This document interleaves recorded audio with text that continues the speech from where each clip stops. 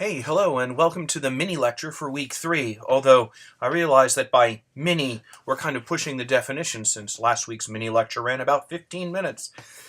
This week, we're going to be talking about really what people keep in their mind when they mean shooting a film or making a film. We'll be taking a look at what Sidney Lumet talks about in chapters 5 and 7 about the camera and actually shooting the film. We're going to spend a lot more time talking about chapter 5 on the camera, only because there's a lot more technical stuff to get through that you really kind of need to understand in order to understand not only how film is made, but how people take apart film when they're criticizing it and when they're trying to sort of dissect their own work when we get to next week about editing. Sidney Lumet has some great things to say about working with a camera versus working with an actor at first, and he's being a bit cheeky here. He says, first of all, the camera can't talk back. It can't ask stupid questions. It can't ask penetrating questions that make you realize you've been doing it all along. Heck, after all, it's only a camera. He says, but it can make up for bad performances or make performances better.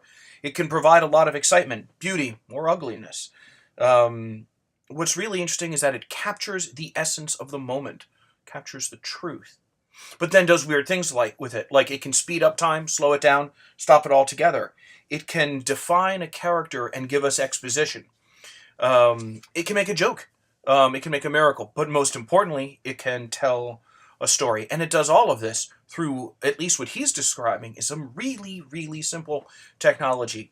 What he's talking about here isn't our contemporary digital cinema. No, he's talking about running celluloid film through a mechanical contraption. 35 millimeters, a little less than an inch, I think. 35 millimeters running through a camera at 24 frames per second. 16 frames to a foot of film, 1.5 feet to every 24 frames.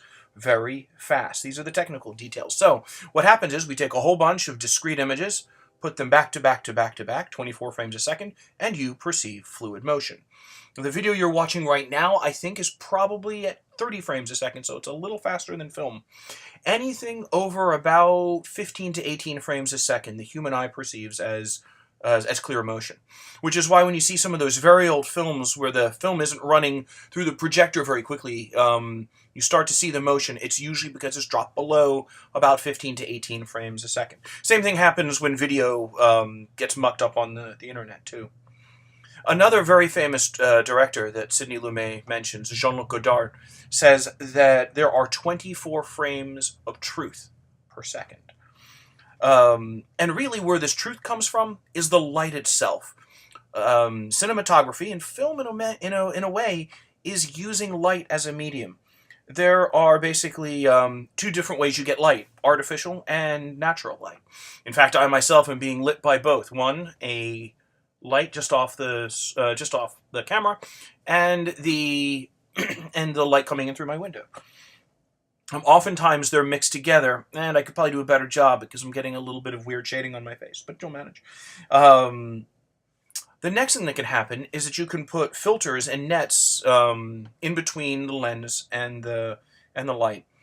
The next thing that controls the amount of light that gets to the film is the size of the lens itself. We'll talk a bit more about lens lengths in a bit.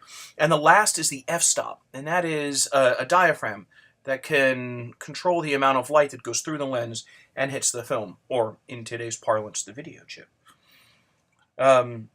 So there is an illustration on page 77, right here, of light coming into the lens, passing through the lens, refracting, and then winding up on this 35 millimeter piece of film, which is pretty close to 35 millimeters, actually. There are sort of two different types of light. There is the direct light coming from the source, point the camera at the sun, but most light, like the light bouncing off this book in my face, are reflected light. The lens in this computer that I'm talking to is a pretty much a mid-range lens. If you've ever seen a fisheye lens, I'll put a link. They're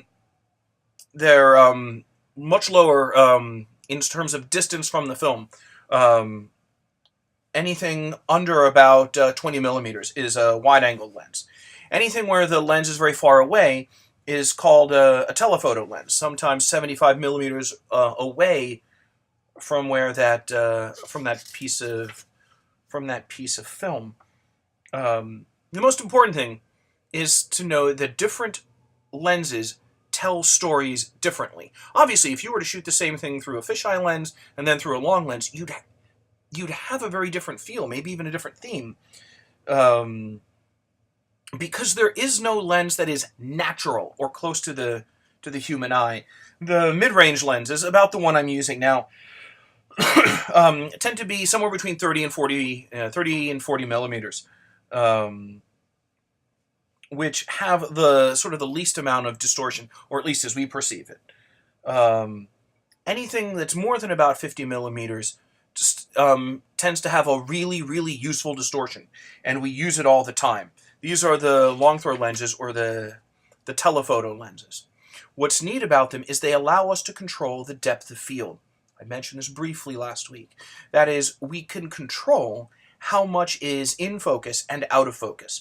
The one thing I have managed to do with this lens, mediocre as it is I do have the stuff in the background slightly out of focus. And everything within about 2 inches, my finger's out of focus now, but everything from about maybe 4 inches to about 1.5 feet behind me is in focus. That is the depth of field of this lens, and all lenses will have this depth of field, and it can be controlled, so you can use that to move your audience's attention. Probably seen very famous scenes where the telephone is ringing in the foreground, and the focus racks to someone way in the back. They're in focus, and then racks back to the telephone. That's how you can use this depth of field. That's that amount of space in which an object moving toward or away from the camera stays in focus without changing either the distance of the camera or its focus altogether. Lumet then goes on to giving a bunch of really neat stories that I'll let you read about how he used some of these things, and then starts describing the different types of lighting setups that you can do. He actually first mentions backlight. That is, the light that falls on the back of a character. You can see it right here on my shoulder. That's backlight, and it's actually coming from a light, from the same light that is reflecting off my map there. He says, backlight is the oldest and most frequently used ways of making people look more beautiful. Now, I don't know if that light's making me beautiful, but what it certainly does is it makes me stand out from the background. That, again, focuses your attention on what's in the foreground. There are a few other types of light that are important. One is the key light. That's the main light that lights, and that's, again, the light coming through the window and from the map. And the other one is the fill light. That is the little bit of light that takes out my shadows. Backlight is used a lot in movies because it works, he says. And this brings us to one of the things we'll explore over and over again in films, is that things are cliche, in other words, used a lot, because they work, because they're important for telling the story. He says he can control how people feel about characters by how much backlight he gives them across the course of a 2-hour film. He says if you were to do it across a shorter length of time, it would be obvious, and people would start to expect it. But if you do it over a long period of time, it becomes almost subconscious. Another thing that he said he sometimes does with film, he calls pre-flashing. That is when they pre-expose the film. We now do this with digital video effects, where we would make film grainy or lighter or just less contrasty. Another thing that people like Lumet had to do was using color gelatins to correct for the color. And again, now a lot of times we do this in the digital post-production. One of the things that you can do is the lighting. You can tweak the color on individual characters and objects. If you use a gel, it changes the color for everything that's being seen. One other thing that is frequently used in filmmaking is borrowed from the documentary world, and that is particularly in the 20th century, but even now, a lot of documentaries are handheld, particularly if a lot of action is going on and you can't put the camera on a tripod. So that handheld camera movement is oftentimes used back in Hollywood filmmaking because it gives the same dynamism or action to fictional film as it does to documentary film. It's weird, even though we know that the shaky camera in a fictional film is a complete contrivance. we still believe it. The exact opposite of this is when you lock down your camera on a tripod and have all of the motion happen in front of it. This happens more in art films, and I'll put a link to some of them in some of the descriptions, where things come across as like a photographed stage play. Again, more common in art films than in Hollywood films, but probably best known are some of the films of Wes Anderson, where the camera is very locked down and the actors move around in front of it. Again, it can help focus and concentrate the audience's attention on the actors. One other thing that he mentioned is the difference between high-key and low-key lighting. What I have going on here right now, since there's a lot of shadow on the side of my face and one really distinct light source, is some pretty high-key lighting. That is, the key light is really bright and the fill light's pretty low. It tends to make things look a bit more dramatic. Go for the dramatic look here. If you have very, very flat light and almost no shadows, there you have a very low-key light where everything is sort of flat and the same.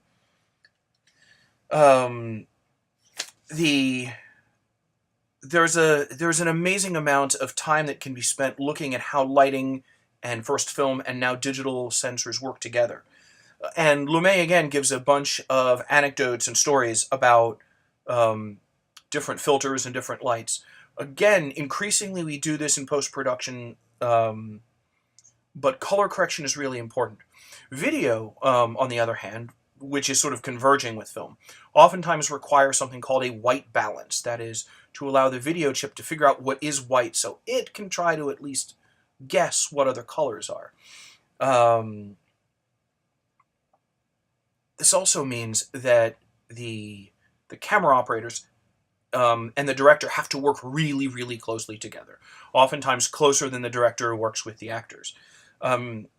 He says, on the other hand, it's really neat because a lot of times when everyone winds up in sync, the actors, the camera operators, and the director tend to hit their peak at around the same time. No matter what's being used in the camera, the depth of field, the color correction, the lighting, he says that the techniques must come from the material. In other words, all of these production aesthetics that are described in this book and that I'm talking about in these mini lectures, all of them should be used to serve the characterization, the theme, and even the plot of the film. And this is sort of interesting, Lumet says, across the course of the film, they should change as the need of the story and the theme requires them to change. But most importantly, good production techniques should remain hidden. They shouldn't draw a lot of attention to themselves. Even the things I was discussing about the way I set up this shot, you weren't thinking about in the earlier versions of the same shot. Well-done production techniques with cameras should necessarily sort of be hidden from the audience so they can stay focused on the theme. The difference in lighting should be related to the difference in the theme. So this brings us over to trying to put all this together in Chapter 7. He says that sets, clothes, camera concept, scripting, casting, rehearsals, financing, location scouting, hair, makeup, tests, all of this is done before people go onto location or into a studio. And if you remember from, I think 2 weeks ago, he said that anything that would take more than about 2 to 3 days of shooting should probably be done just done in a studio. Another thing that remains completely hidden from people that aren't involved in the production is the call sheet. On page 107, there's another one, is the call sheet. It's an incredibly complicated diagram, and it's described in pretty good detail, but there's one thing that you should notice. You'll notice here at the very top there is one director, in this case Mr. Lumet himself, and 3 assistant directors. A lot of times there are assistant directors who are looking to become directors, and other assistant directors who don't, who become sort of the part of the production management.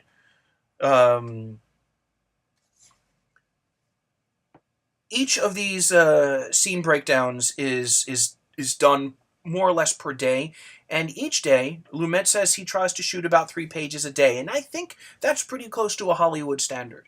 3 pages of a script is generally about 3 minutes of finished time. That can vary quite a bit. This would mean that if you were to figure it out on a 90-minute to 2-hour film, means that a film shoots for about a month and a half to 2 months, depending on how many different setups and locations there are. Please go and read through Chapter 7, all of his description of the production breakdown and the call sheet, because you begin to see where all of these moving parts come together.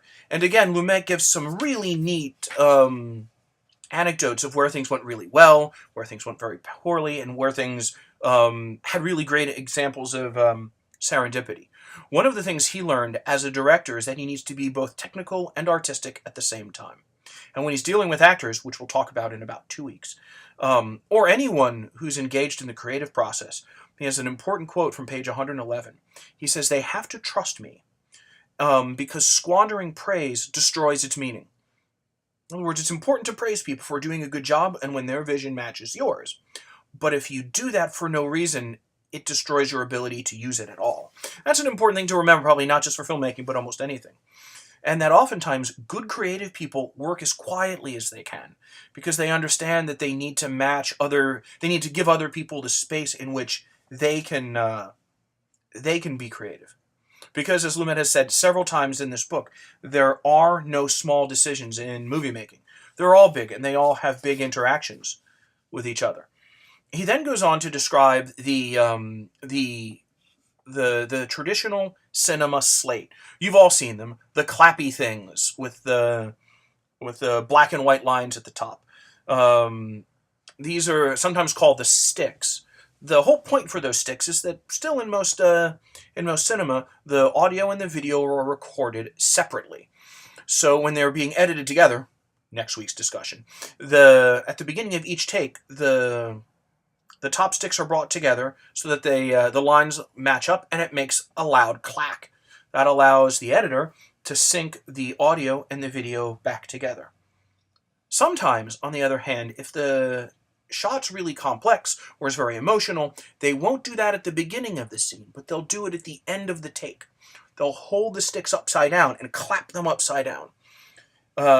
This allows the sort of the emotional workings of the actors and the directors together to not be disrupted by the technical production side. And that's a tough thing to do sometimes.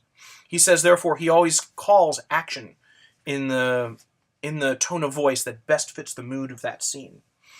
And then goes on to say that when working with the camera operator, doing something very technical, while the actors in front of the screen are doing something very emotional, he says that the camera operator's technique has to be practically subconscious because he wants him to be watching the actor, not the corners of the frame.